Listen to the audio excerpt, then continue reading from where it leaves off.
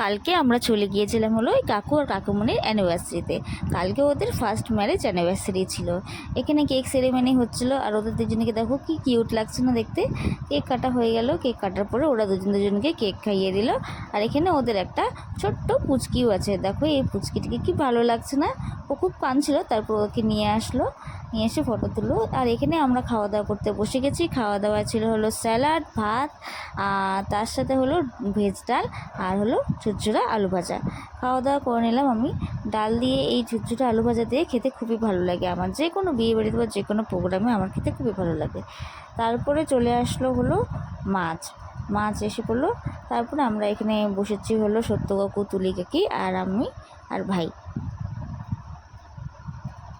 আর আমরা এখানে খেতে খেতে গল্প করছিলাম। আর এটা আমাদের রিলেটিভসেরই বাড়ি, আর যাদেরকে দেখছি ওরাও আমাদের রিলেটিভসই হয়।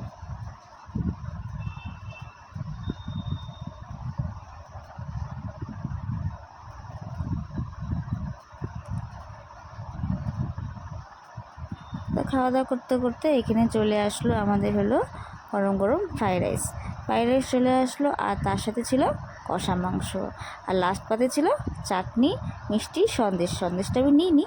তারপর আমাদের খাওয়া দাওয়া কমপ্লিট। এখন আমরা চলে যাব বাড়ি। ভিডিওটি কেমন লাগলো তোমরা অবশ্যই জানিও। নতুন একটা